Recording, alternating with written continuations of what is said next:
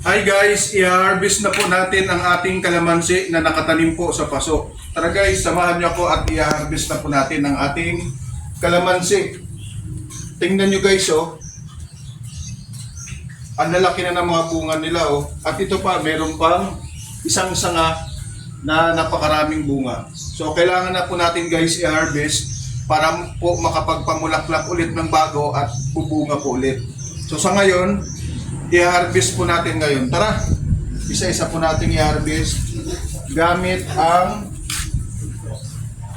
gunting para maganda tingnan po sa pag-harvest.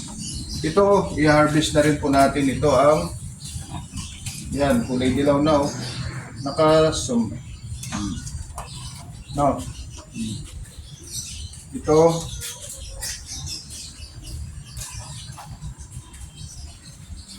kailangan na nating i-harvest dahil malalaki na oh. Makailangan na din ito sa sinabawan. Yung sinabawang gulay, masarap yan. Kalamansi lang yung pang ano natin, pang asim. Dito tayo sa kabilang side. Wala, dami pala to oh. Oh, oh ayan oh.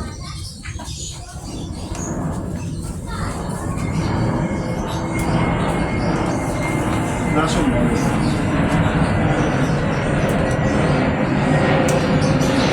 Dami dito.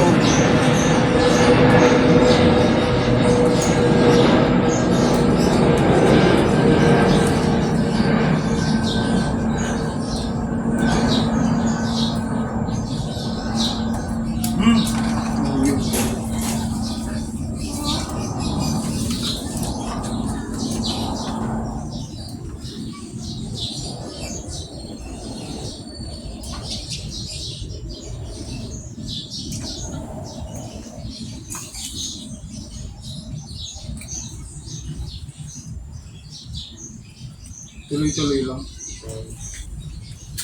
Saan pa? Nakita ka ba?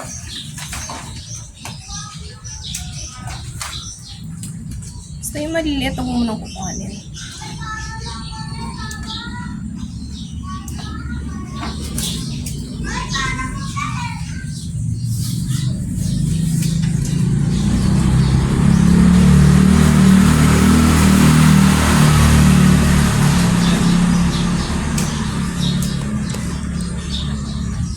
Wala. Ayan o, yung isa yan, yung isang tumpok.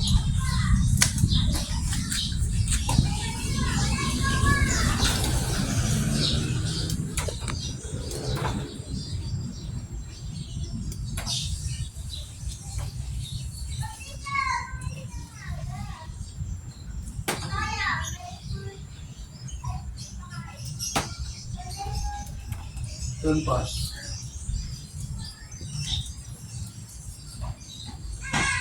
Maganda pag i-harvest siya na may sanga-sanga pa para matagal po siyang mabulok. May nakita ka ba? Ah, ito.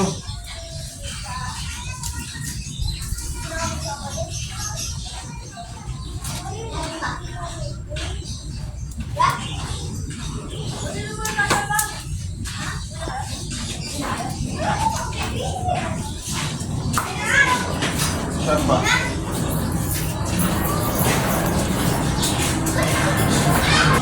Stop na. Ano sabihin ko? Ito. Guys, ito na po yung na-harvest nating kalamansi. Ang dami oh. Ang lalaki pa. So yung mga kalahating kilo din to. Ayan guys. Napakarami po. Pwede po sa sinabawang gulay o isda na paborito po nating ulam, sinabawan. Diba? Libre na sa pambili ng kalamansi. Dito lang po yan sa ating taniman.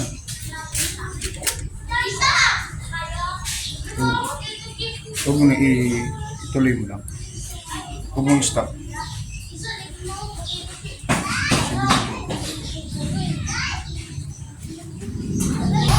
Guys, itutur ko na rin kayo dito sa aming munting taniman.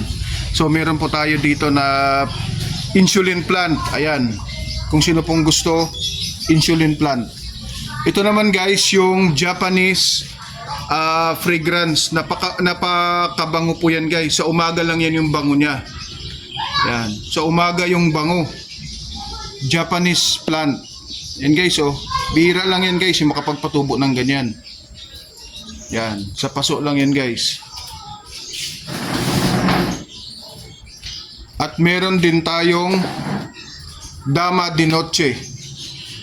Itong Dama di Noche na to ay sa gabi lang po yan. Ang bango na po ay mababango po natin sa gabi. Maamoy po natin yung bango sa gabi lang po yan. Yan po yung Dama di Noche.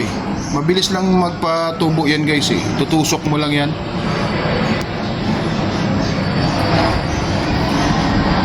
Baliktaran naman dito na ang amoy naman to ng Japanese plant ay sa umaga naman. Ayan. Napakabango po yan guys. Mabango pa sa perfume. Japanese plant.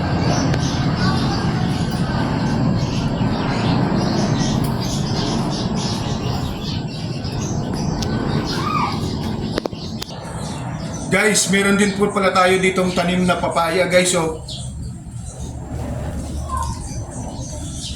Sa mahal po ng mga bilihin ngayon guys, mas maigi po na magtanim po tayo sa ating bakuran o kahit sa paso man guys. Makakatulong po yan guys, lalo na ngayon sa sobrang mahal po ng mga bilihin. So lalo na ngayon, tag-ulan guys, hindi nyo na kailangan pumunta minsan sa palengke dahil meron na po kayong mga tanim tulad po ng kalamansi, papaya at marami pa pong iba. So guys, thank you for watching and God bless us all.